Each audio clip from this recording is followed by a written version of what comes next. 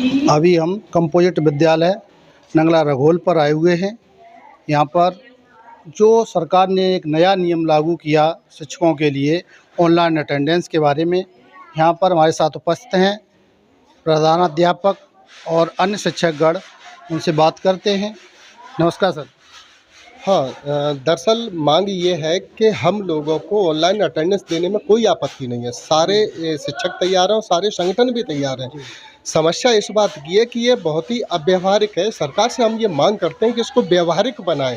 जैसे कि कोई टीचर अगर किसी कारणवश उसकी स्कूटी फिसल जाती है, पंक्चर हो जाती है, जाम लगा मिल जाता है और 1 मिनट के लिए भी अगर लेट हो जाता है तो उसका पूरे दिन का वेतन तो कटेगा ही कटेगा, उसकी उस साल की पदोन्नति भी बाधित हो जाएगी, उसका वेतन वृद्धि भी बाधित हो जाएगी।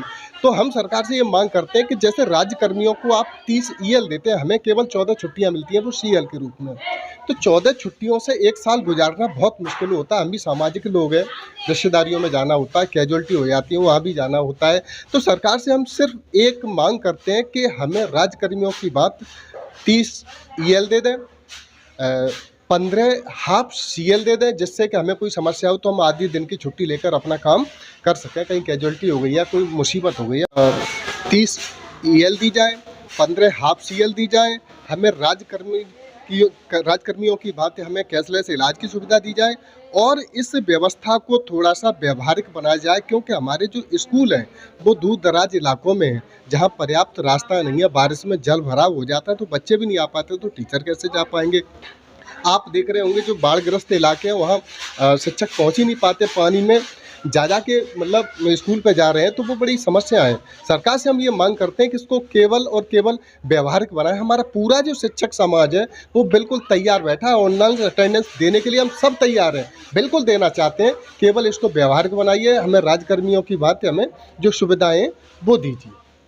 सर, जिस प्रकार सरकार है कि वो ये कहती है हम आपकी कोई मांगे नहीं मानना चाहते, फिर भी आपको ऑनलाइन देनी पड़ेगी, तब आप क्या करोगे? नहीं, हम वो सरकार है, वो अपना कह सकती है। हमारी मांग है, वो हम अपनी मांग कर रहे हैं। देखते हैं सरकार अपनी हठधर्मिता छोड़े, टेबल पे आए, बात करते हैं।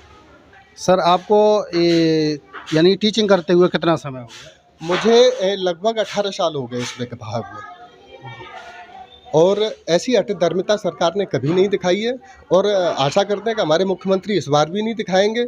हमारे जो अधिकारी हैं कहीं ना कहीं वो दिक्कत पैदा कर रहे हैं। हमारे मुख्यमंत्री जी बहुत अच्छे हैं, उनकी ऐसी मंशा नहीं है।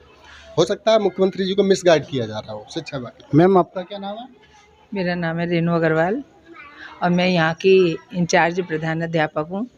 सर, हमें ऑनलाइन में कभी भी कोई परेशानी नहीं हुई। हम लोग का रोज़ का आना, रोज़ का विभागीय कार्यों को निपटाना, लेकिन सबसे बड़ी बात यह है हम लोगों पे इतनी जिम्मेदारियां हैं कि आज वृक्षारोपण है, आज एमडीएम का है, आज और भी काम है। तो हम आप हमें ये बताइए, उसमें भी आपकी ड्यूटी लगा दी जाती है? जैसे कोई वृक्षारोपण कार्य हो रहा है, अन्य कार्य भी है। आज भी हम लोगों को प्लांट लाने जाना था, पौधे उठा के लाना था, हमको फल भी बांटने हैं, हमको बहुत से ऐसे काम है, हमें गाँव में भी जाना है। सर, आप हमें बस इतना ये बता दीजिए, इस काम को आप व्यवहारिक बना दीजिए। आप हमारी भावनाओं को समझिए और हमारी समस्याओं को सुनिए। हम आपके हर काम में आगे से आगे करने को तैयार रहते हैं। कभी किसी काम के लिए शिक्षक पीछे नहीं हटता है।